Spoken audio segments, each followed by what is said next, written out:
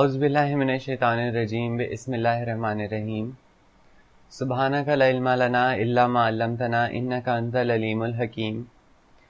سبوح قدوس ربنا ورب الملائکۃ والروح لا الہ الا اللہ وحدہ لا شریک لہ لہ الملک ولہ الحمد یحیی ویمیت وہو حی لا یموت ابدا ابدا ذو الجلال والاکرام بیدہ الخیر وہو علی کل شیء قدیر وصلی اللہ تعالی علی خیر خلقہ ونور عرشہ وزینت فرشہ محمد وآلہ واصحابہ وازواجہ وذریتہ واہل بیتہ واہل اطاعتہ اجمعین برحمتک یا ارحم الراحمین۔ بسم اللہ الرحمن الرحیم۔ السلام علیکم دوستو، آج رمضان کے اس تیسرے لیکچر میں آپ لوگوں کو خوش آمدید ہے۔ ہمارا یہ لیکچر جو ہے اس وقت ایمان اور یقین کے بارے میں ہے، جس میں ہم ایمان کے درجات کے بارے میں ہم نے کل پڑھا تھا، سمجھا تھا، اور مزید ہم نے اس کو سمجھا تھا کہ ایمان در حقیقت جو ہے اس کا پہلا درجہ علم الیقین ہوتا ہے، اور جو اس کا دوسرا درجہ ہوتا ہے جو کہ عین الیقین ہے، اور پھر جو آخری درجہ ہوتا ہے انتہائی درجہ حق الیقین، یہ اس کے 3 درجات ہیں۔ اس میں مطلب یہ تینوں ٹرمز جو ہیں یہ کوئی غیر قرآنی ٹرمز نہیں ہیں، یہ بات یاد رکھیے گا کہ جو اس میں علم الیقین کی ٹرم ہے وہ سورہ تکاثر کی آیت نمبر 5 ہے، جو عین الیقین ہے وہ بھی سورہ تکاثر کی آیت نمبر 7 ہے، اور جو حق الیقین ہے وہ سورہ واقعہ کی آیت نمبر 95 ہے، آلموسٹ آخری آیت ہے یہ سورہ واقعہ کی۔ تو یہ تینوں ٹرمز قرآن میں ہی استعمال ہوئی ہیں، اور ان کو مختلف پیرائے میں بیان کیا گیا ہے، لیکن اگر ہم اس کا اوورآل کانٹیکسٹ دیکھتے ہیں تو پھر یہ ہمیں سمجھ آتا ہے کہ یہ ایمان کے بارے میں ہی بتایا جا رہا ہے کہ ایمان کس کس طریقے سے انسان لا سکتا ہے۔ کل ہم نے جو آیتیں پڑھی تھیں ان کے تناظر میں ہمیں پتہ لگا تھا کہ اللہ تعالیٰ جو ہیں وہ اپنے پہ جو ایمان ہے اس کو لانے کے لیے کہتے ہیں کہ انسان کو علم ضرور حاصل کرنا چاہیے۔ تو اس سے ریلیٹڈ کسی نے سوال کیا کل مجھ سے کہ جو علم حاصل کرنا ہے تو اگر کوئی بندہ کوئی کسان ہے یا کوئی بندہ بہت ہی کوئی ان پڑھ ہے یا گوار ہے یا کوئی بہت ہی دور دراز کے علاقے میں رہتا ہے جس کو انٹرنیٹ کی رسائی نہیں ہے، تو وہ علم کیسے حاصل کرے گا؟ تو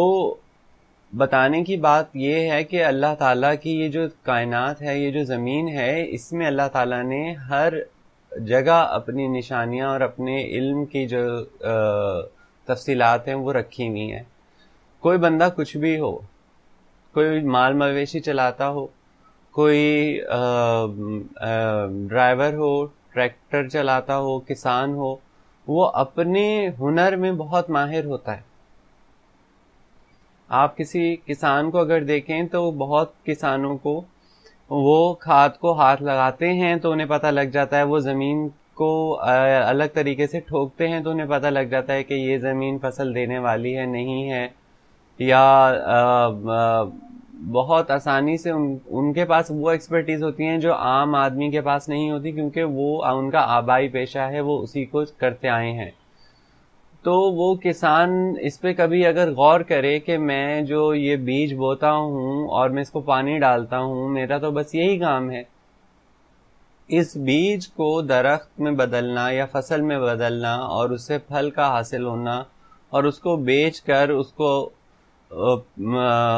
پیسے حاصل ہونا جس سے وہ اپنا معاش چلا سکے، اپنی زندگی چلا سکے۔ تو اس میں تھوڑا کام، مطلب یہ تو ایک ڈیوائیڈڈ کام صاف صاف نظر آ رہا ہے کہ آدھا ڈویژن جو ہے وہ اس کسان کی محنت کے اوپر ہے، اور آدھا ڈویژن جو ہے وہ خدائے قدرت پہ یا نظام الہی جو اللہ تعالیٰ کے حکم سے کام کرتا ہے اس کے اوپر ہے۔ تو ایسے رزق کی تقسیم بھی دونوں اینٹیٹیز کے درمیان ہوئی ہوئی ہے کہ ایک طرف جو ہے وہ خالق کے حکم کے تحت جو ہے زمین فصل دیتی ہے، اور کسان جو ہے اس میں جب اپنی ذمہ داری ادا کر لیتا ہے تو اس کو نتیجہ ملتا ہے۔ تو یہ ہر بندہ وہ چاہے کسی بھی علاقے کا ہو، اس کا کوئی بھی علمی لیول ہو، اللہ تعالیٰ نے اگر قرآن میں ہمیں کہا ہے کہ آپ علم پر غور کریں، علم پر فکر کریں یا میری نشانیوں پہ غور و فکر کریں، تو اس کا مطلب یہ نہیں کہ اللہ تعالیٰ کہہ رہا ہے کہ آپ پہلے کوئی میٹرک کریں، پھر آپ گریجویشن کریں، پھر ماسٹرز کریں.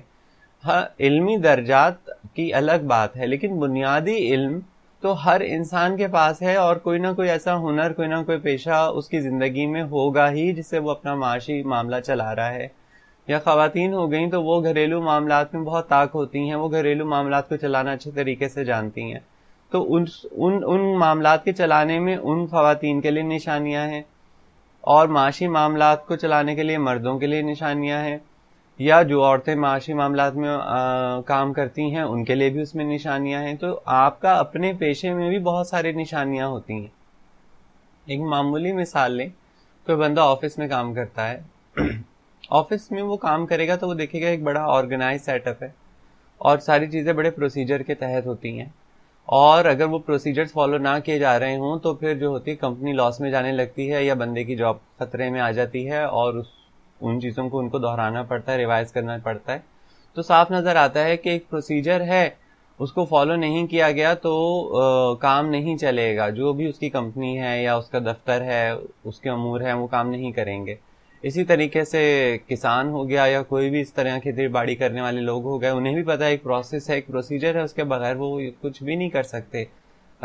ایسے ہی اٹھا کے اگر وہ زمین پہ دانے پھینک دیں گے اور ہل ول نہیں چلائیں گے تو انہیں پتہ ہے اچھے طریقے سے فصل نہیں اگے گی. خواتین ہیں اسی طریقے سے کہ انہیں گھر کے معاملات کا اچھے طریقے سے پتہ ہوتا ہے کہ کھانا بنانا ہے تو کس تناسب سے بنانا ہے، اس میں کیا اجزاء ڈالنے ہیں، کتنے اجزاء ڈالنے ہیں کہ اس سے وہ کھانے میں وہ ذائقہ آئے. اس کے علاوہ گھر کی صفائی ستھرائی یا گھر کا سیٹ اپ کیسا رکھنا ہے، گھر کی روٹین کو کیسا رکھنا ہے. آپ دیکھیں جن گھروں میں روٹین نہیں فالو ہوتی، یا کھانے کے معاملات کو صحیح سے نہیں دیکھا جاتا، یا اسی طریقے سے دوسری چیزیں جہاں خواتین اپنی ذمہ داریاں اگر نہیں ادا کر رہی ہوں تو آپ دیکھیں وہاں پر جھگڑے فساد ہونا شروع ہو جاتے ہیں، اور بہت زیادہ اریٹیشن ہو جاتی ہے. بظاہر ایک چھوٹی سی چیز نظر آتی ہے کبھی کبھی، اور وہ بہت بڑی پریشانی بن کر سامنے آتی ہے. تو اس طریقے سے آپ دیکھیں تو ہر جگہ پر جو ہے اللہ تعالیٰ نے ایک انسان کو اپنی نشانیوں کے انبار لگا دیے ہیں، اگر کوئی بھی ان پہ غور کرنے والا ہو.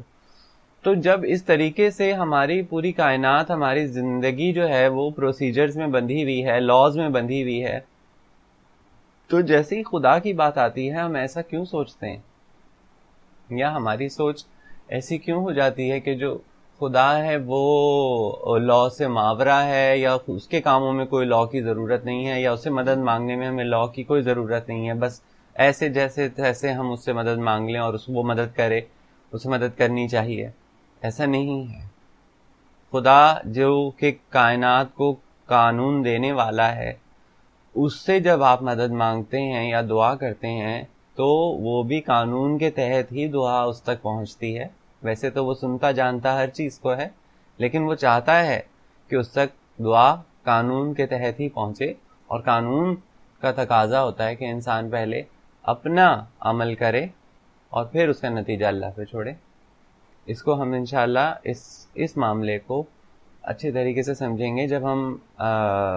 بسم اللہ اور اب سورہ فاتحہ جو ہے اس کی تشریح جب ہماری شروع ہوگی تو اس میں آپ لوگوں کو یہ چیز سمجھ آئے گی کہ جو سورت ہم ڈیلی پڑھتے ہیں نمازوں میں اتنی دفعہ، ہمیں اس کے بہت اہم معنی شاید معلوم ہی نہیں، یا ہم ان کی طرف توجہ ہی نہیں کرتے بسم اللہ سمیت. اور بسم اللہ رحمان الرحیم کی اپنی کتنی بڑی سگنیفیکنس ہے، یا اس کے معنی کتنے وسیع ہیں، وہ انشاءاللہ ہم آنے والے دنوں میں سمجھیں گے. تو آج ہمارا جو ہے آج کا لیکچر وہ اللہ تعالیٰ کے علم الیقین کے اوپر، اس کی نشانیوں کے اوپر ہے. کسی نے مجھ سے کل یہ بھی کہا، ایک صاحب نے ہمارے واٹس ایپ گروپ میں، کہ آپ جو ہیں بہت تیز بولتے ہیں، آپ آہستہ بات کیا کریں تاکہ جو ہے وہ سمجھ آ سکے آسانی کے ساتھ. تو مسئلہ یہ ہے کہ وقت کی کمی ہے، لوگوں کا معاملہ یہ ہے کہ لوگوں کا انٹرسٹ نہیں ہوتا زیادہ لمبی گفتگو میں، وہ اپنا انٹرسٹ کھو دیتے ہیں. تو اس وجہ سے بھی. اور دوسرا یہ کہ جو اتنی اہم باتیں ہوتی ہیں اور اتنی ساری باتیں ہوتی ہیں کہ مجھے ادھورا پن محسوس ہوتا ہے. اس لیے میری کوشش ہوتی ہے کہ میں تیز بول کر جو ہے وہ سبجیکٹ کو کور کرنے کی کوشش کروں. تو یہ بھی ایک وجہ ہے. تو لیکن میں کوشش کر رہا ہوں کہ آج میں یا آئندہ میں جو ہے وہ بہت زیادہ تیز بات نہ کروں. لیکن میرے خیال سے آپ لوگوں کو بھی تھوڑا سمجھنا چاہیے کہ وقت کی کمی کی وجہ سے جو ہے یا لوگوں آپ اگر لمبا ہو جائے لیکچر زیادہ یا ڈسکشن لمبا ہو جائے تو بہت سے لوگ جو ہیں وہ ان کا انٹرسٹ وہ اپنا کھو بیٹھتے ہیں اور پھر وہ چھوڑ جاتے ہیں بیچ میں سے. اور کیا پتا کہ اس لیکچر کے دوران یا اس کے بعد اس میں کچھ ایسی آیتیں یا باتیں آنے والی ہوں جہاں سے وہ چھوڑ گئے جو ان کے اصل میں کام کی تھیں یا ان کے سمجھ آنے کی تھیں. تو اس لیے بھی ذرا تیز بولنا پڑتا ہے مجھے, حالانکہ مجھے تیز بولنا خود بھی پسند نہیں ہے. اب اہل ایمان کے بارے میں جو ہم بات کر رہے ہیں اس میں اب دیکھتے ہیں کہ جو علم الیقین ہے اس کے بارے میں اللہ تعالیٰ کا کیا کہنا ہے کہ اللہ تعالیٰ کی جو نشانیاں ہیں, اللہ نے جو اپنی نشانیاں زمین پہ جا بجا پھیلا رکھی ہیں ان کو اللہ تعالیٰ کہتے ہیں کہ ان کے ذریعے ہی انسان کو علم الیقین حاصل ہو سکتا ہے. پہلے ہم اس ٹرم علم الیقین کو سمجھتے ہیں مختصراً کہ علم مطلب کسی چیز کا جاننا اور یقین مطلب وہ شے جس میں کوئی شبہ ہی نہ ہو, کوئی شک ہی نہ ہو.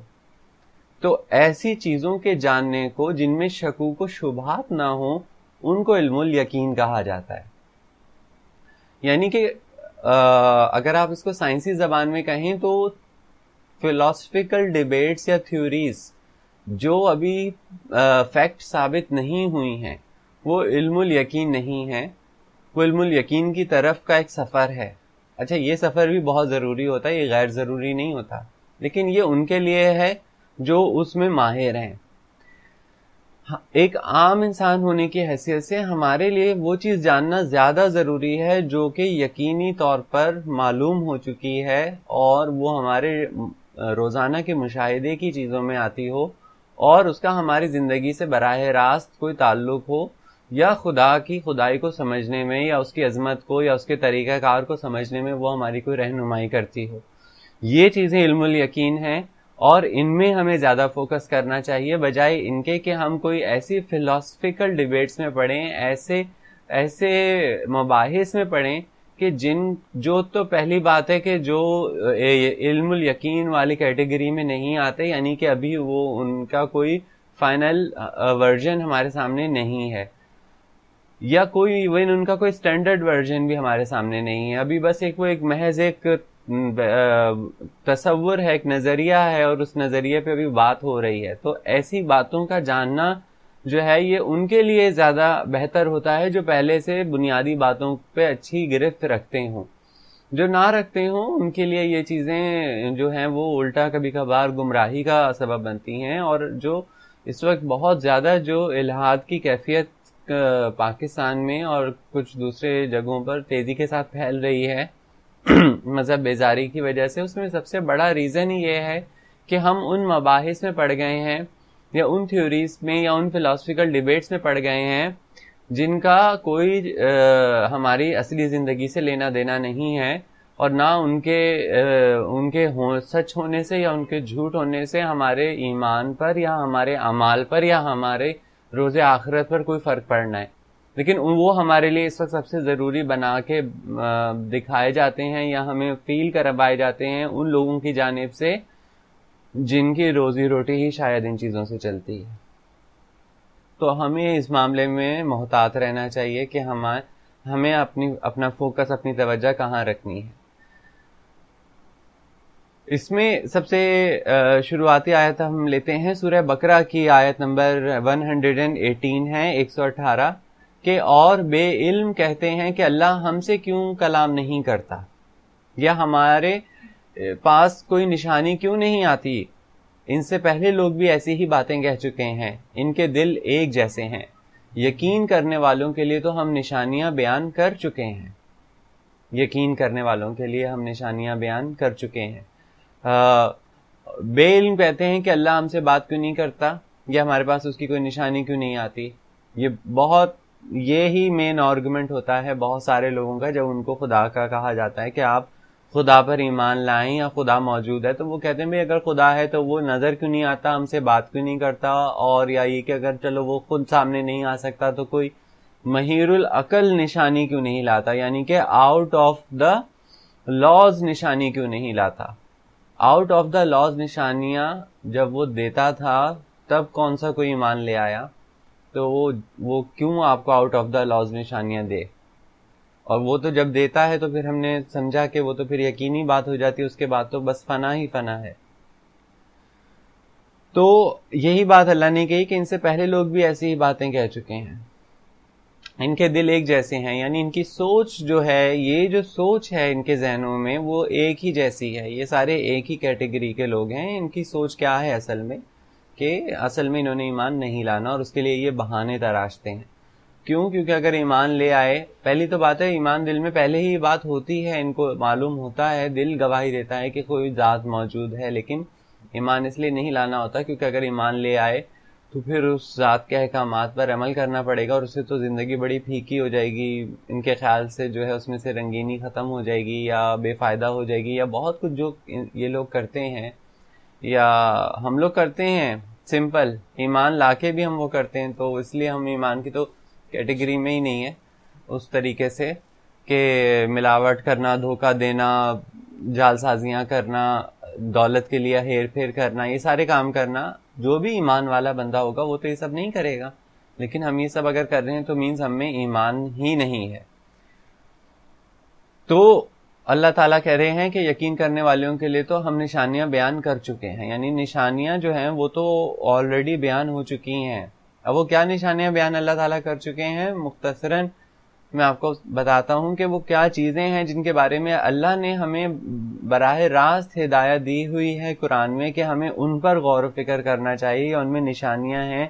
جن کو سمجھنے سے ہمیں اللہ تعالیٰ کی ذات کے بارے میں, اللہ کے طریقہ کار کے بارے میں, اللہ کے بارے میں ہمارا ایمان جو ہے اس کو علم مہیا ہوگا, علم الیقین حاصل ہوگا, اور ہم ایک حقیقی ایمان حاصل کر پائیں گے. وہ ایمان جس کو پھر آگے یقین میں بدلنے کی ذمہ داری خداوند تعالیٰ کی ہے. سورہ عنکبوت کی آیت نمبر 44 ہے, اور اللہ نے آسمانوں اور زمین کو حق کے ساتھ بنایا ہے, بے شک اس میں ایمان والوں کے لیے بڑی نشانی ہے. اچھا, سب سے بڑی نشانی جو قرآن میں بتائی گئی ہے اور بار بار بتائی گئی ہے وہ آسمان اور زمین کا بنانا ہے, اور اللہ نے کہا ان کو میں نے حق کے ساتھ بنایا, یعنی سچائی کے ساتھ بنایا, یعنی ویریفائیبل ٹروتھ ہے آسمانوں میں اور زمین میں. اچھا, اب اس میں ایک ٹرم ہے آسمانوں اور زمین, اس میں لوگ تھوڑا کنفیوز ہو جاتے ہیں. وہ کہتے ہیں کہ آسمانوں کے لیے پلورل کی ٹرم ہوتی ہے اور زمین کے لیے سنگولر کی ٹرم ہوتی ہے. تو بہت سارے آسمان ہیں اور یہ ایک سیارہ, جبکہ ہم تو جب اب کائنات دیکھتے ہیں تو اس میں تو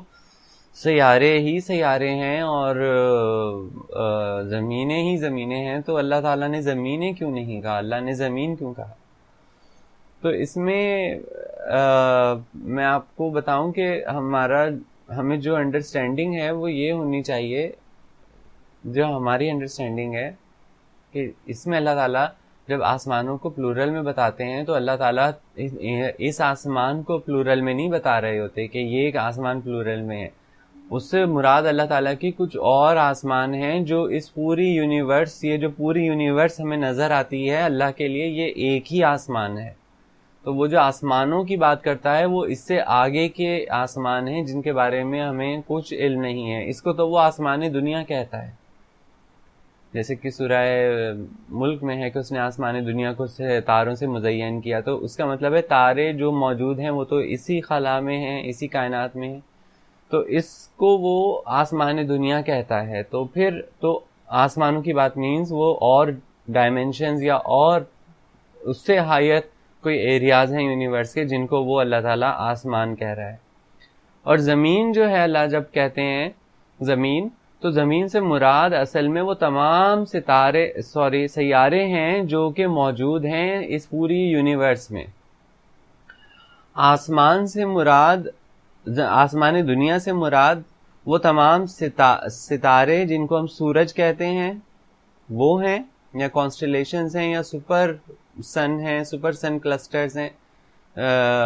سپر گیلیکسیز ہیں یا گیلیکسیز ہیں. ان کو آپ کہیں گے کہکشائیں، ان کو آپ کہیں گے کہ یہ آسمان ہے، آسمان دنیا. اور ان میں موجود جتنے سیارے ہیں جو سورجوں کے گرد گردش کر رہے ہیں، ستاروں کے گرد گردش کر رہے ہیں، وہ تمام کے تمام زمین کہلاتے ہیں. اس کو آپ اس آیت سے بھی سمجھ سکتے ہیں جس سورہ سجدہ کی غالباً آیت ہے جس میں اللہ تعالیٰ نے کہا ہے کہ زمین اور آسمان باہم ملے ہوئے تھے، پھر ہم نے ان کو علیحدہ کر دیا. تو زمین اور آسمان میں اگر یہی ایک سیارہ زمین تھا اور آسمان جو ہیں وہ بہت مطلب یہ پورا آسمان تھا، تو یہ پورا آسمان اس چھوٹے سے ذرے سے کیسے مل سکتا ہے؟ یا یہ کہ یہ چھوٹا سا ذرہ اور اتنا بڑا آسمان ایک ساتھ ملا ہوا تھا؟ ایسا نہیں ہے. زمین و آسمان باہم ملے ہوئے تھے، یعنی کہ یہ ستارے جتنے بھی ہیں ان کا مواد اور سیارے ان کا مواد، یہ سارا را مٹیریل یا یہ سارا مواد باہم جڑا ہوا تھا، ملا ہوا تھا. اس عظیم دھماکے کے بعد فوری طور پر جو میٹر کریٹ ہوا اس میں یہ سب ایک ساتھ جڑے ہوئے تھے. پھر فورس آف گریوٹی کے ذریعے، کشش ثقل کے ذریعے اللہ تعالیٰ کے حکم سے یہ علیحدہ ہوئے اور اس سے سورج بنے اور سورجوں کے بننے سے سیارے بنے. تو اس طریقے سے زمین آسمان علیحدہ ہو گئے. یعنی آسمان مینس چاند، سورج، اجرام فلکی اور سیارے جتنے بھی ہیں ہماری زمین سمیت، ہم اس کو ارتھ کہتے ہیں، اور باقی جتنے بھی سیارے ہیں یہ سب مل کے زمین کہلائیں گے. تو ان میں اللہ کہہ رہا ہے کہ بڑی نشانی ہے، یعنی سب سے بڑی نشانی جو ہے وہ اللہ تعالیٰ کے نزدیک وہ ان کے اندر ہے. تو ہمیں آج ہمارے پاس یہ جو یوٹیوب ہے اس کے اوپر بے پناہ ڈاکومنٹریز ہیں. اسپیشلی ایک ڈاکومنٹری میں آپ لوگوں کو ریکمینڈ کروں گا کہ history of over plant in 2 hours، in Hindi بھی آپ لکھ دیجیے گا تو آپ کو اس کا ہندی ورژن مل جائے گا. اس میں انہوں نے 2 گھنٹے کے اندر ہمارے جو بگ بینگ ہوا تھا اس سے لے کر آج تک کے دور کی انہوں نے پوری ہسٹری کو کوشش کی ہے کہ کور کریں. بالخصوص اس کا جو پہلا پارٹ ہے، پہلے گھنٹہ ہے، وہ آپ ضرور دیکھیے گا. اس میں انہوں نے پورا دکھایا ہے. اگر آپ اس کا ہندی ورژن دیکھیں گے تو وہ آپ کو بہت آسانی سے سمجھ آ جائے گا. اگر آپ کو انگلش آسانی سے سمجھ آتی تو آپ اس کا انگلش ورژن دیکھیے گا. تو اس میں آپ دیکھیں گے کہ کس طریقے سے یہ سب چیزیں جو میں آپ کو بتا رہا ہوں وہ باقاعدہ ویژولائز ہو کے اور اس میں نظر آتی ہیں. انشاءاللہ میں اس کا لنک بھی ڈسکرپشن میں ڈال دوں گا تاکہ آپ اس کو دیکھ سکیں. اس کو ضرور دیکھیے گا، وہ بہت اہم اور بہت اچھی ڈاکومنٹری جس کو آپ کو دیکھ کے سمجھ آئے گا کہ زمین و آسمان کا پیدا ہونا کتنی بڑی بات ہے اور اس کے لیے کتنی بڑی طاقت یا کتنی بڑی پلاننگ کی ضرورت ہوگی جس سے یہ چیزیں کریٹ ہوئی ہیں. اسی بات کو اللہ تعالیٰ نے سورہ بقرہ کی آیت 164 میں بیان کیا ہے کہ آسمانوں اور زمین کی پیدائش، رات دن کا ہیر پھیر، کشتیوں کا لوگوں کو نفع دینے والی چیزوں کو لیے ہوئے سمندروں میں چلنا، آسمان سے پانی کا نازل ہو کر مردہ زمین کو زندہ کر دینا، اس میں ہر قسم کے جانوروں کو پھیلا دینا، ہواؤں کے رخ کو بدلنا اور بادل جو آسمان و زمین کے درمیان مسخر ہیں، ان میں عقل والوں کے لیے قدرت الہی کی نشانیاں ہیں. سورہ بقرہ آیت 164.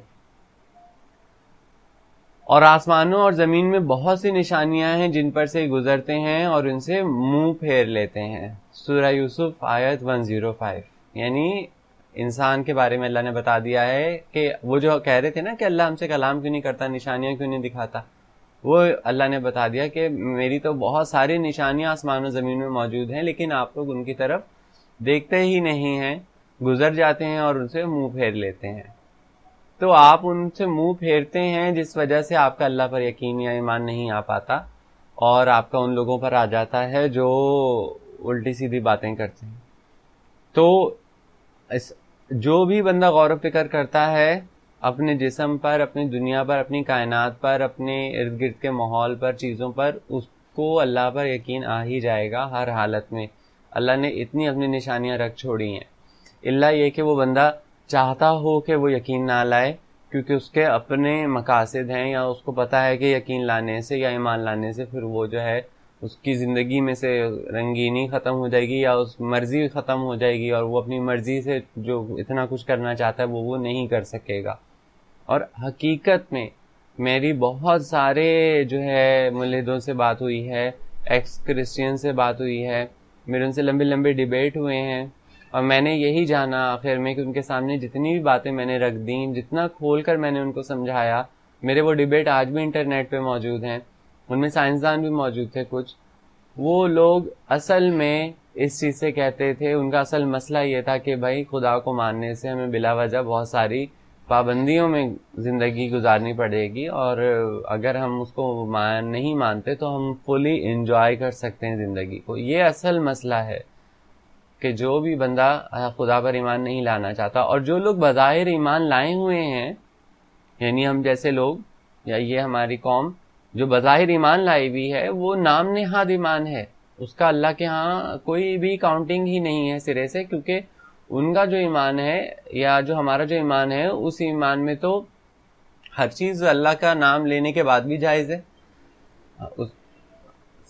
آپ سمجھتے ہیں نا، مطلب ہر چیز ہم نے جائز رکھی ہوئی ہے. کچھ کام ہم چھپ کے کر رہے ہیں، کچھ کام ہم عمل اعلان کر رہے ہیں، کچھ کام ہم غربت کا ڈھنڈورا پیٹ کے یا اس کے پردے میں ہو کے وہ کام کر رہے ہیں. تو اس طریقے سے ہم تو ہر وہ چیز کر رہے ہیں جو ہمارے ایمان کے تقاضوں کے خلاف ہے، لیکن ہم کر رہے ہیں. تو اس کا مطلب ہے کہ ہم یا تو پھر ہم ایمان ہی نہیں لائے ہیں، یا پھر ہم منافق ہیں، اور سخت منافق ہیں. اور کہہ دو کہ سب تعریف اللہ کے لیے ہے، تمہیں عنقریب اپنی نشانیاں دکھا دے گا، پھر انہیں پہچان لوگے، اور تمہارا رب اس سے بے خبر نہیں جو تم کرتے ہو. سورہ نمل آیت 93. کہ کہہ دو سب تعریف اللہ کے لیے ہے، وہ تمہیں عنقریب اپنی نشانیاں دکھا دے گا. اس وقت کے عنقریب کا مطلب ہی یہی تھا کہ یہ جو دور جس میں ہم گزر رہے ہیں، یا جو پچھلا دور بھی گزرا ہے، اس میں بہت نشانیاں اللہ کی واضح ہوئی ہیں، بہت ڈسکوریز انوینشنز ہوئی ہیں دنیا میں. اس وقت یہ جو ٹیکنالوجی جس کے تھرو میں آپ سے بات کر رہا ہوں، اور آج تک اس ٹیکنالوجی کو ہم نے کبھی سوچا تھا کہ ایسا بھی ہو سکے گا، لیکن یہ ہو گیا. اور آگے اللہ جانے کیا چیز ہو جائے، کیا چیزیں مزید ڈسکور ہو جائیں. اب تو انسان جو ہے وہ دوسرے سیاروں پر بھی پہنچنے لگ گیا ہے. تو اس طریقے سے اللہ نے جو بات کہی تھی وہ بات پوری ہو گئی کہ عنقریب وہ اپنی نشانیاں دکھا دے گا، اور ابھی بھی ہمیں نہیں پتا وہ مزید کیا نشانیاں دکھائے گا. اور اس نے آسمان اور زمین کی سب چیزوں کو اپنے فضل سے تمہارے کام پر لگا دیا ہے، بے شک اس میں غور و فکر کرنے والوں کے لیے نشانیاں ہیں. سورہ جاسیہ کی آیت نمبر 13 ہے یہ. تو یہ 5 یا 6 آیتیں تھیں جو میں چاہتا تھا کہ آپ لوگ انہیں سنیں اور سمجھیں، کیونکہ ان میں سے ہر ایک کی اپنی اپنی ایک بہت لمبی تشریح ہے، جس میں پڑھ کر اگر میں پڑھا تو بہت لمبا ہو جائے گا یہ پروگرام، یا یہ اس کی قسطیں بننا شروع ہو جائیں گی بہت ساری. اور ابھی چونکہ اور بہت ساری چیزیں بھی ہیں تو میں اس کو زیادہ ایلونگیٹ نہیں کرنا چاہتا، بس میں یہی چاہتا ہوں کہ آپ لوگ ان چیزوں کو سمجھیں. اچھا، ان چیزوں کو سمجھنے کا سب سے بہترین طریقہ یہ ہے کہ آپ لوگ چاہے اپنی جو بھی انٹرٹینمنٹ کرتے ہیں وہ کریں، لیکن اپنی زندگی میں، اپنی ڈیلی روٹین میں آدھا گھنٹہ یا 1 گھنٹہ ایسی ڈاکومنٹریز کو دیکھنے میں کے لیے ضرور رکھیں، یا ایسی ویڈیوز کو جن میں اللہ تعالیٰ کی ان نشانیوں کے بارے میں جو ہے ڈسکرپشن دی جاتی ہے، جن میں سمجھایا جاتا ہے. مطلب اس سے انسان کو زندگی میں کبھی کبھی بہت کچھ ملتا ہے، بہت سی نشانیاں ملتی ہیں اللہ تعالیٰ پر ایمان کے حوالے سے. کیا نشانیاں ملتی ہیں اصل میں اللہ پر ایمان کے حوالے سے؟ اوور آل تو بہت کچھ ملتا ہے، لیکن جو میں آپ کو اپنا اگر پرسنل انڈرسٹینڈنگ بتاؤں تو جو چیز مجھے سب سے زیادہ سمجھ آئی جو ہمیں ملتی ہے وہ یہ ہے کہ اللہ تعالیٰ جب ہمیں یہ سب پتہ لگتا ہے کہ کوئی ذات ہے، اس نے ایک اتنا بڑا نظام تخلیق کیا، اتنی بڑی کائنات تخلیق کی، اتنے وقت، اتنے عرصے میں اس نے کتنی بڑی بڑی قوتوں کے مظاہروں کے بعد ہماری زمین پیدا ہوئی، اور اس زمین پہ پھر ہمیں اس نے بھیجا، اور ہمارے لیے ہر چیز کا یہاں پر سامان دنیا اس نے پیدا کیا اور اس کو ایک ایسے سسٹم میں پیدا کیا جس میں وہ چل رہا ہے. اتنی بڑی ذات جو یہ سب کچھ کر سکتی ہے، کیا وہ میری آپ کی ہماری زندگیوں کے مسائل کو حل کرنا اس کے لیے کوئی مطلب بڑی ہی مشکل بات ہے؟ یا یہ کہ ہمیں ہدایت دینا یا ہم تک اپنا کوئی بھی اس کا پیغام پہنچانا، کیا اس کو اس میں کچھ مسئلہ ہے؟ ایسا نہیں ہے. جو زمین و آسمان کی پیدائش کر سکتا ہے، جو کہ اتنا بڑا کام ہے بظاہر ہماری پیدائش کے مقابلے میں، اس کے لیے ہماری زندگی اور ان سے وابستہ مسائل کو حل کرنا بھی بہت ہی معمولی سی بات ہے. اس کی تو محض ایک نظر اس کی پڑے آپ کی زندگی پہ تو آپ کی پوری زندگی بدل جائے گی. اور یہ میں ایک سائنسی بات کہہ رہا ہوں، یہ میں صرف فلسفیکل بات نہیں کہہ رہا. انشاءاللہ اس کو میں کبھی آپ لوگوں کو اپنے جو ہم وجود الہی کی سیریز بنا رہے ہیں اس میں اس کو ڈیٹیل میں سمجھاؤں گا کہ کس طرح کوانٹم فزکس نے یہ جو ہے ڈسکور کر لیا ہے کہ ایک نظر ہے جو کہ بہت کچھ بدل دیتی ہے.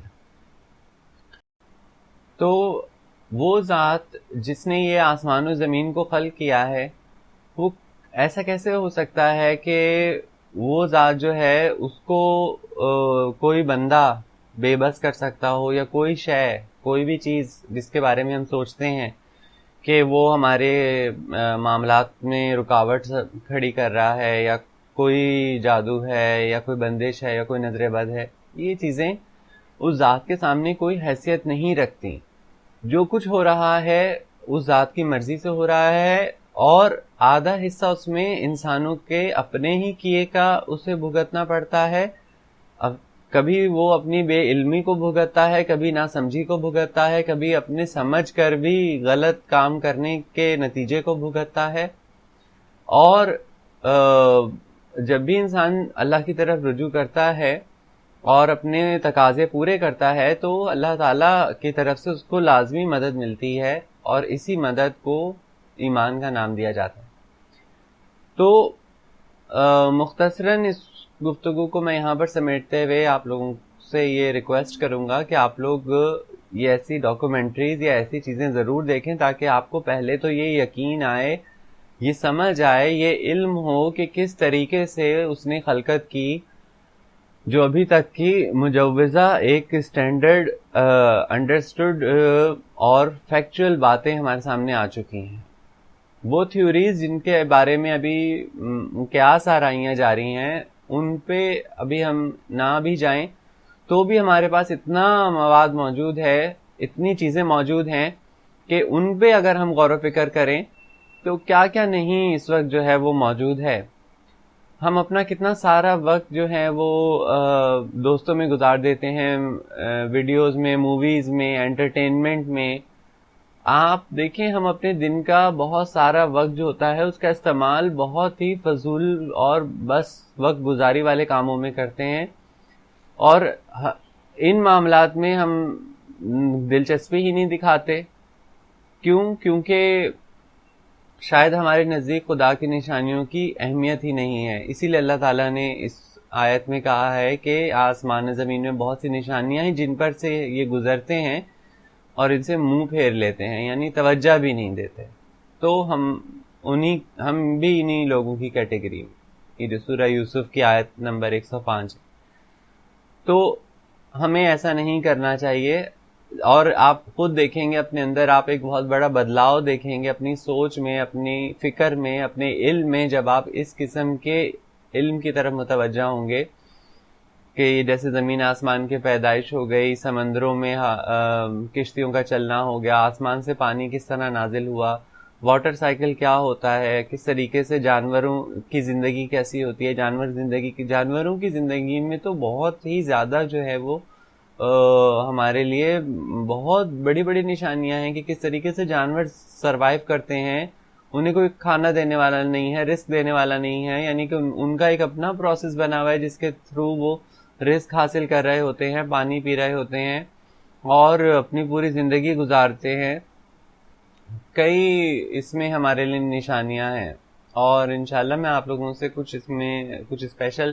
جانور ہیں جن کے بارے میں آپ سے شیئر کروں گا کہ ان کا قرآن میں بھی ذکر آیا ہے، اور کس طرح ان کی زندگیوں میں اگر ہم ان کے لائف سٹائل کو دیکھیں یا ان کے لائف سائیکل کو دیکھیں تو اس میں ہمارے اپنے لیے اس میں کتنی بڑی نشانی ہے. فائنلی ایک نشانی جو سب سے کامن ہے تمام نشانیوں میں، وہ کائنات کا یا انسانی حیات کا اور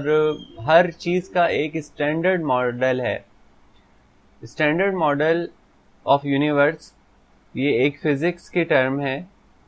اس کے مطابق ایک خاص طریقہ ہے جس اسٹرکچر پر، جس طریقے پر آلموسٹ ہر چیز نظر آتی ہے کائنات کی. وہ کیا ہے کہ ایک کوئی چیز مرکز میں ہوتی ہے اور باقی اشیاء اس کے گرد گھوم رہی ہوتی ہیں. ایٹم جو بالکل سنگل جس کو مانا جاتا تھا پارٹیکل میٹر کا، اب تو اس میں بھی اور پارٹیکلز نکل آئیں، لیکن اس کا اسٹرکچر بھی آپ دیکھیں، مالیکولر اسٹرکچر، ایٹمک اسٹرکچر کیا ہے کہ ایک سنگل سینٹر میں اس کے جو ہے وہ اس کا نیوکلیس ہوتا ہے، اور اس کے ارد گرد جو ہوتا ہے وہ الیکٹران اس کے گردش کر رہے ہوتے ہیں. اسی طریقے سے آپ اجرام سماوی کو دیکھیں تو سورج یا ستارہ بیچ میں ہوتا ہے اور سیارے اس کے گرد چکر لگا رہے ہوتے ہیں. اسی طرح آپ اور بڑے اسکیل پہ چلے جائیں، گیلیکسی کے سینٹر تو کہکشاں کے لیول پہ چلے جائیں تو آپ دیکھیں گے کہ جو گیلیکسی ہوتی ہے اس کے سینٹر میں پتہ نہیں کیا ہے، لیکن بہت دھواں ہے، بہت لائٹ ہے، اور اس کے گرد تمام یہ سورج اور یہ جتنے اس کے ساتھ سیارے ستارے ہیں وہ سب گیلیکسی کے گرد چکر لگا رہے ہیں. اور گیلیکسی جب یہ سب کچھ ایسے چل رہا ہے تو یہ ازمپشن ہے، یعنی پروبیبلٹی ہے کہ ایسا ممکن ہے کہ گیلیکسیز بھی جو ہیں، یہ جتنی گیلیکسیز ہیں، کہکشائیں جو اربوں کہکشائیں ہیں، یہ بھی شاید کائنات کا کوئی مرکز ہے جس کے گرد یہ چکر لگا رہی ہیں. تو یہ تو ہو گیا فزیکل اسٹرکچر، فزیکل ماڈل، جس میں کوئی چیز سینٹر میں ہوتی ہے اور باقی اشیاء اس کے گرد چکر لگا رہی ہوتی ہیں، اس کے گرد گھوم رہی ہوتی ہیں. اسی طریقے سے یہ سوشل سائنسز میں بھی یہی اسٹرکچر دیکھا گیا ہے کہ انسان کا جو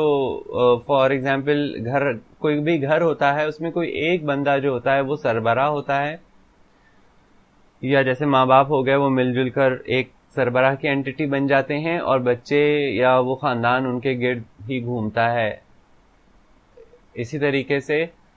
خاندان، اگر جوائنٹ فیملی سسٹمز کو دیکھ لیں یا پورا برادری سسٹمز کو دیکھ لیں تو ان میں کوئی خاندان کا کوئی بڑا جو جس سے وہ برادری چلی ہے وہ اس کا سربراہ ہوتا ہے، اور وہ برادری میں جو کچھ بھی ہوتا ہے وہ اس کے ارد گرد چلتا ہے. اسی طریقے سے ملک کے لیول پر دیکھ لیں تو ایک دارالحکومت ہوتا ہے اور باقی صوبے یا شہر ہوتے ہیں جو اس دارالحکومت کے ارد گرد یا اس کے احکامات کے تحت چلتے ہیں. اور اسی طرح دنیا ہو گئی پوری، کہ دنیا میں تمام ممالک بظاہر آزاد ہیں، لیکن کوئی ایک ملک ہمیشہ ایسا رہتا ہے جو سپر پاور ہوتا ہے اور باقی ممالک کو اس کو دیکھ بھال کے چلنا ہوتا ہے یا اس کی گائیڈ لائنز پہ وہ چل رہے ہوتے ہیں. اور اب تو یونائٹڈ نیشن وغیرہ بھی ہیں، تو اس میں بھی یہ ہمیں چاہے اس کا جو بھی رول ہے سیریمونیل ہی ہے، لیکن ہمیں اس میں بھی یہ جھلک نظر آتی ہے صاف کہ تمام قومیں جو ہیں وہ اس وقتی طور پر ایک جو یونائٹڈ نیشن ہے اس کے تحت کام کرتی ہیں، جس کو انٹرنیشنل لا کہا جاتا ہے. تو یہ اسٹینڈرڈ ماڈل ہے کہ کوئی قوت جو ہوتی ہے وہ مرکز میں ہوتی ہے اور باقی قوتیں اس مرکز کے گرد چکر لگاتی ہیں. جب تک یہ سسٹم برقرار رہتا ہے وہ چیز چلتی رہتی ہے. جیسے ہی یہ اسٹینڈرڈ ماڈل ٹوٹتا ہے تو چیزیں بکھر جاتی ہیں، کیوس مچ جاتا ہے. اگر ملک میں سے دارالحکومت تباہ ہو جائے تو ملک بھی تباہ ہو جاتے ہیں. جب بھی جنگیں ہوتی ہیں سب سے پہلے دارالحکومت پہ قبضے کی کوشش ہوتی ہے، کیونکہ اگر اس پہ قبضہ ہو جائے تو مطلب ملک ٹوٹ جاتا ہے یا ملک پہ قبضہ ہو جاتا ہے. اسی طریقے سے اگر ہمارے سیارے جو ہیں وہ سورج کا چکر لگانا چھوڑ دیں یا سورج ہٹ جائے بیچ میں سے تو یہ سیارے ادھر ادھر ہو جائیں گے، بکھر جائیں گے اور تباہ ہو جائیں گے. ایسے ہی گیلیکسیز کے اندر جو سولر سسٹمز ہیں وہ اگر گیلیکسی کا چکر لگانا چھوڑ دیں تو وہ گیلیکسی سے اگر باہر نکلیں گے تو وہ ادھر ادھر ٹکرا کے وہ تباہ ہو جائیں گے. تو اسی طریقے سے جب سارا اسٹینڈرڈ ماڈل ایک ہی ہے تو پھر یہ ماڈل بھی ایک ہی ہونا چاہیے کہ انسان کا جو اپنا وجود ہے, ہماری جو انڈیویجول لائف ہے, اس کا بھی کوئی سینٹر ہونا چاہیے, اور وہ سینٹر اللہ تعالی یا خدا کی ذات ہونی چاہیے. اس کے گرد انسان کو طواف کرنا چاہیے, اس کی زندگی اسی ذات کے گرد گھومنی چاہیے. جب تک یہ ماڈل انسانی زندگی اپنائے رہے گی, انسان اپنائے رہے گا, چاہے انفرادی سطح پر یا اجتماعی سطح پر, اس کو بقا حاصل رہے گی. جیسے ہی کوئی بھی انسان اس طواف سے ہٹتا ہے اور اپنا مرکز خدا کے علاوہ کسی اور شے کو ماننے کی کوشش کرتا ہے یا اس کا طواف کرنے پہ لگ جاتا ہے, تو انسان کو کوئی فائدہ نہیں ہوگا. ایک کیوس مچ جائے گا اس کی زندگی میں, اور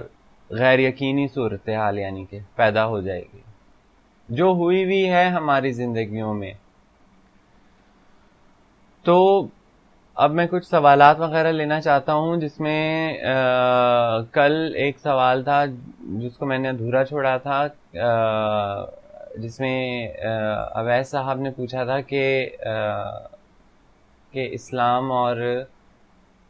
دین, اسلام اور ایمان میں کوئی فرق ہے. تو میں نے بتایا تھا کہ بہت بڑا فرق ہے. وہ کیا فرق ہے کہ اسلام جو ہے وہ ایک شناخت کا نام ہے. جیسے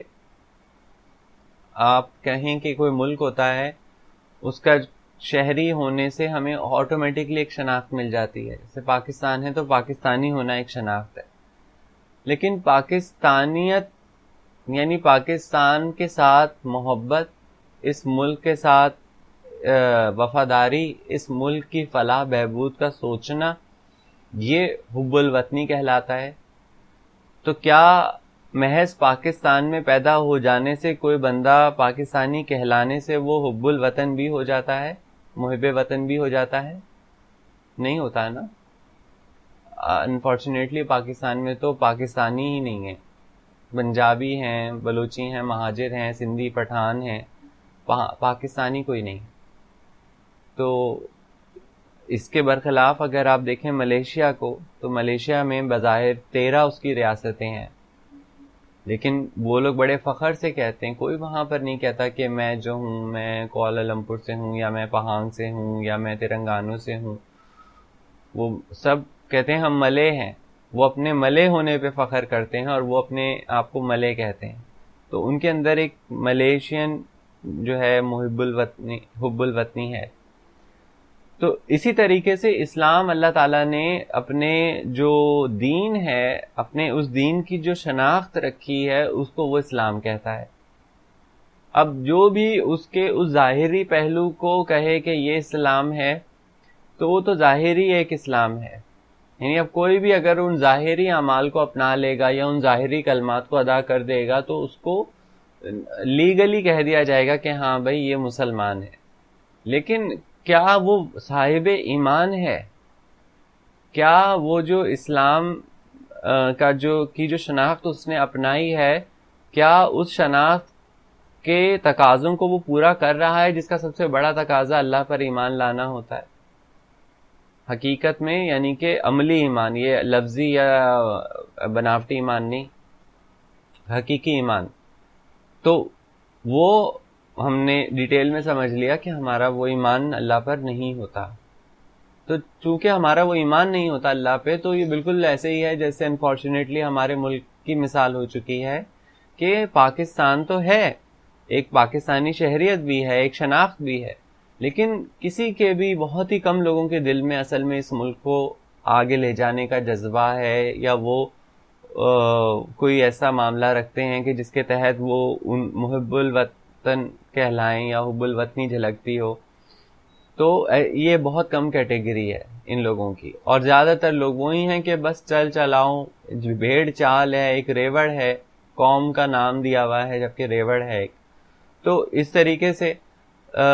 اسلام اپنے ایک شناخت کا نام ہے کہ آپ نے اپنے آپ کو منسوب کیا ہے کہ آپ اللہ کے دین, اللہ کو خدا مانتے ہیں, محمد رسول اللہ صلی اللہ علیہ وآلہ وسلم کو اپنا آخری نبی مانتے ہیں,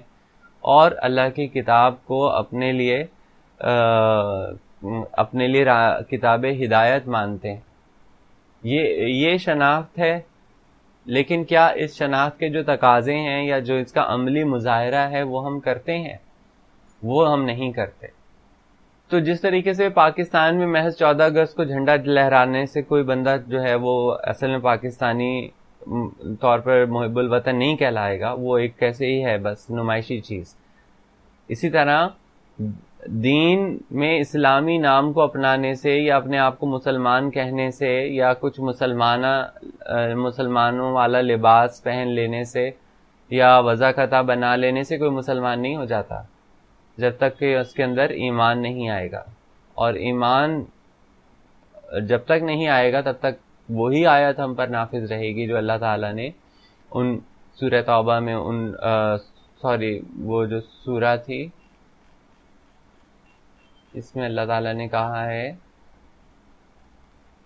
کہ سورہ حجرات کی جو یہ آیت ہے،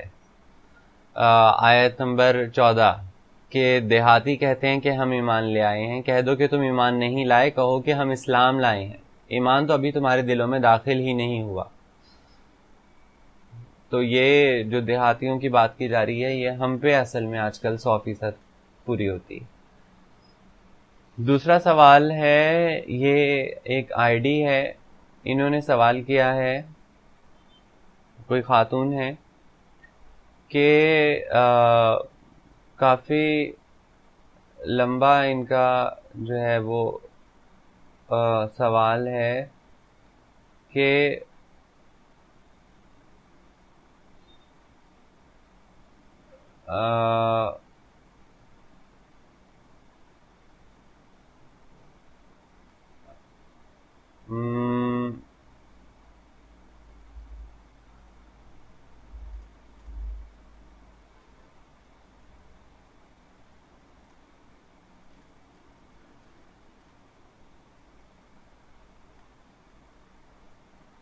سوال ان کا 2 حصوں میں ہے. میں نے اس کو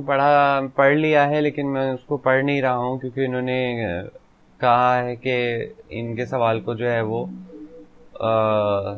پبلک نہ کیا جائے. جو یہ سوال ہے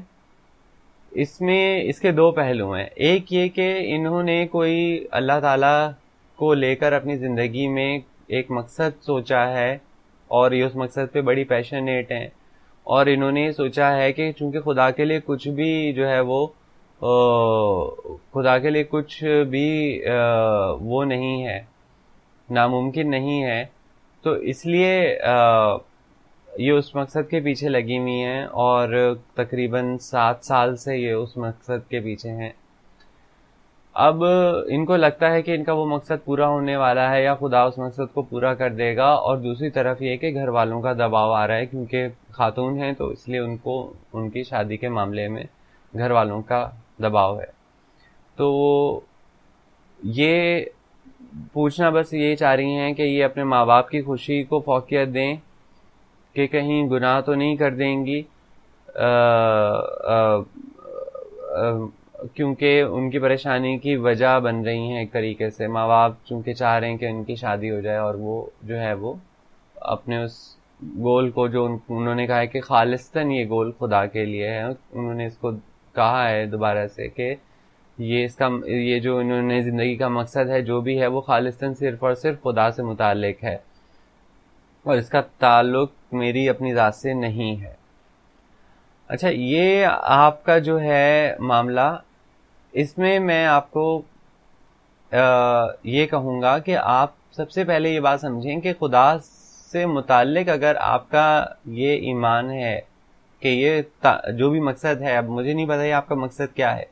لیکن یہ جو مقصد آپ نے بنایا ہے اور اس کا تعلق خدا سے ہے براہ راست، تو اگر خدا نے آپ کے اس مقصد کو ایکسیپٹ کر لیا ہے اور اگر وہ اس کو پورا کرنا چاہتا ہے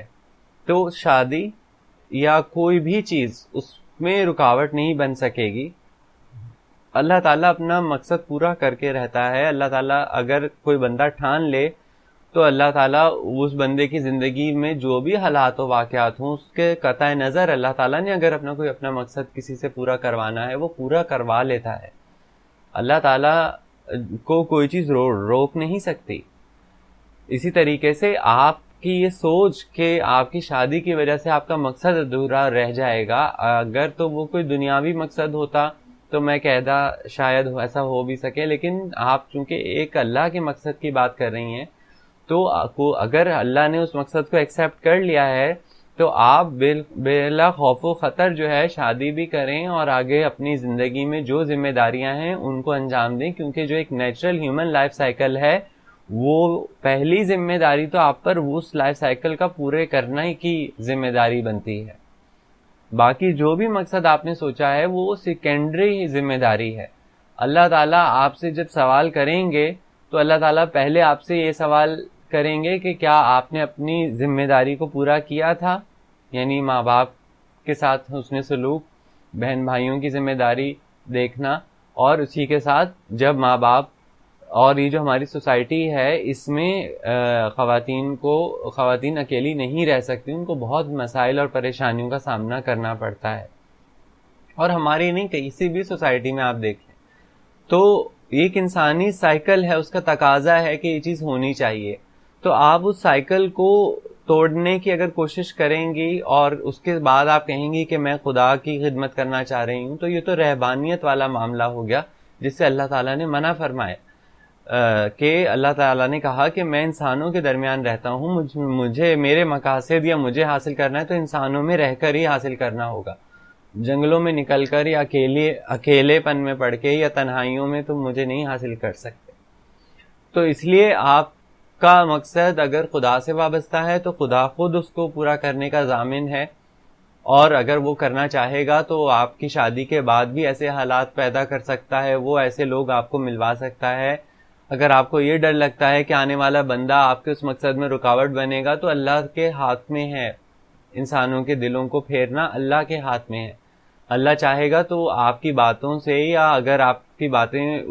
واقعی میں ایسی ہوئیں کہ اس کو سمجھ آنے والی ہوئیں تو اللہ تعالیٰ اس کا ابھی دل پھیر دے گا، اور آپ کو کیا معلوم کہ وہ آپ کے لیے کتنا، وہی بندہ آپ کے اس مقصد میں آپ کے لیے کتنا بڑا آپ کا مددگار بن جائے۔ رسول اللہ نے کیا شادی نہیں کی تھی؟ انہوں نے بھی تو شادی کی تھی، اور وہی جو ان کی زوجہ تھیں وہ کتنا ان کے لیے فائدہ مند ثابت ہوئیں، ان کے لیے کتنی بڑی ڈھارس کا سبب بنی۔ تو کہ ان معاملات میں اللہ تعالیٰ انسان کو منع نہیں کرتا اس طریقے سے، الا یہ کہ بہت ہی ایکسیپشنل کچھ معاملات ہیں، وہاں پر اگر اللہ تعالیٰ کسی کو روک دیں کسی معاملے سے، وہ اللہ کا ایک اپنا طریقہ کار ہے، لیکن وہ ایکسیپشنل سے بھی ایکسیپشنل ہے، اور وہ کوئی بہت ہی بڑے مقاصد ہوتے ہیں جن کے لیے کام ہوتے ہیں۔ جس طریقے سے ہم دیکھتے ہیں کہ جو بڑے بڑے سائنسدان گزرے ہیں موسٹلی انہوں نے شادیاں نہیں کی، کیونکہ وہ اپنی زندگیوں میں اتنے بزی تھے یا اس تحقیق کو کرنے میں اتنے بزی تھے کہ ان کے پاس شادی کا وقت نہیں تھا، یا انہیں لگتا تھا کہ شادی سے ان کی وہ تحقیق متاثر ہوگی۔ اور ہم نے دیکھا بھی کہ اگر واقعی وہ لوگ وہ تحقیق نہ کرتے تو آج جو فزکس میں اور جو کیمسٹری میں یا جینیٹکس میں جو، اور اسپیشلی انٹرنیٹ ٹیکنالوجی میں جو آج فوائد ہمیں حاصل ہو رہے ہیں، یہ ہمیں نہیں ہوتے۔ یہ ان لوگوں کی زندگی بھر کا نچوڑ کے نتیجے میں ہمیں یہ ٹیکنالوجیز حاصل ہوئی ہیں، یا انسانیت نے یہ ترقی کی ہے۔ تو ایسے کچھ ایکسیپشنل معاملات ہوتے ہیں، ادروائز تو آپ ایدھی صاحب کو دیکھ لیں، آپ اوروں کو دیکھ لیں جنہوں نے خدمت خلق بھی کی ہے، سب کچھ کیا ہے، انہوں نے شادی بھی کی ہے، ان کے پر اولاد بھی ہوئی ہے، انہوں نے اپنی زندگیاں بھی چلائی ہیں۔ تو اللہ نے اگر اپنا مقصد آپ سے پورا کروانا ہے وہ کروا لے گا، آپ بے فکر رہیں۔ آپ اللہ تعالیٰ کے مقصد کو لے کے چل رہی ہیں، بہت اچھی بات ہے اگر وہ حقیقت میں اللہ ہی کا مقصد ہے، اور اگر اللہ نے اس کو منظور کر لیا ہے تو اللہ اس کو پورا کروا دے گا۔ آپ بے فکر ہو جائیں اور اپنے ماں باپ کو جو ہے آپ ان کو حامی بھریں، اور اللہ سے بہت اچھی امید رکھیں کہ جو بھی آپ کی زندگی میں بندہ آئے گا وہ آپ کے لیے فائدہ مند ہوگا انشاءاللہ۔ باقی سوال ہیں،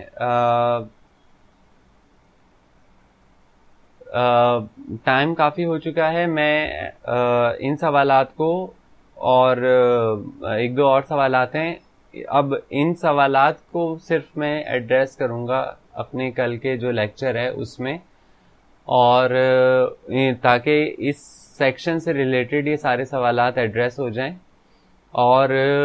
بڑے اہم سوالات ہیں چونکہ ہر سوال اپنی جگہ ایسا ہے کہ جیسے کسی نے پوچھا ہے کہ رزق اور یہ ایسے معاملات جو ہیں ان کا تقدیر سے کیا تعلق ہے، یا تقدیر ایمان پر کیسے اثر ڈالتی ہے، یا ایمان تقدیر پہ کیسے اثر ڈالتا ہے. تو اس طریقے کے بڑے اہم سوالات ہیں. اور اسی طریقے سے ایک صاحب نے سوال کیا ہے کہ جو آیتیں میں نے بتائی تھیں ان میں سے انہوں نے ایک آیت نکال کے کہا ہے کہ بظاہر انہیں ٹکراؤ معلوم ہو رہا ہے اس کی دوسری آیت سے، قرآن کی ایک دوسری آیت ہے اس سے، تو اس سے ان کا کچھ معاملہ ہے. تو اس کو اور اس طریقے سے 3-4 اور سوالات ہیں. تو یہ ان کے لیے انشاءاللہ میں کل ایک علیحدہ سے پروگرام مطلب کل کا جو پروگرام ہوگا وہ صرف ان سوالات سے متعلق ہوگا، اور اس کے بعد ہم باقاعدہ قرآن کی طرف بڑھیں گے. اور سب سے پہلے ہم بسم اللہ الرحمن الرحیم کی تشریح کو سمجھیں گے، اور اس کے بعد سورہ فاتحہ کو سمجھیں گے. امید ہے آپ لوگ ان چیزوں پہ دھیان دیں گے. اور میں آپ سے پھر کہوں گا کہ پلیز آپ لوگ اپنا جو ذمہ داری ہے وہ ان چیزوں کو، اللہ کی نشانیوں کو ایکسپلور کرنا ہے، اس کو اپنی ذمہ داری سمجھیں اور ان کی طرف توجہ دیں. ان سے آپ کو علم الیقین حاصل ہوگا. یہ علم الیقین آپ کا ایمان بڑھائے گا، اور یہ ایمان جو ہے آپ کو زندگی کے بڑے سے بڑے معاملے سے نکال دے گا. بڑے سے بڑے معاملے میں یہ ایمان آپ کو، چاہے وہ کتنا ہی بڑا معاملہ ہو اور سارے دروازے ہی آپ کو کیوں نہ لگیں کہ بند ہو گئے ہیں، یہ اللہ پر ایمان ایسی چیز ہے کہ یہ سارے دروازے بظاہر جو بند ہوتے ہیں، ایسی جگہ سے دروازہ اس ایمان کے ذریعے کھلتا ہے کہ جہاں سے آپ کا وہم و گمان بھی نہیں ہوتا، اور اللہ آپ کو وہ بلندی دیتا ہے، وہ آسانیاں دیتا ہے، وہ نعمتیں دیتا ہے کہ آپ پہلے کبھی ان کے بارے میں سوچ بھی نہیں سکتے ہوتے. لیکن اس کی بیسک ریکوائرمنٹ ہوتی ہے کہ اللہ پر حقیقی ایمان ہو، علم الیقین والا ایمان ہو. تو اس لیے آپ یہ چیز کیجیے گا. اور جو ڈسکرپشن میں ڈاکومنٹری آپ کو دوں وہ آپ ضرور دیکھیے گا انشاءاللہ. اس سے آپ کو مزید جو ہے وہ اس معاملے میں رہنمائی ملے گی. جزاک اللہ.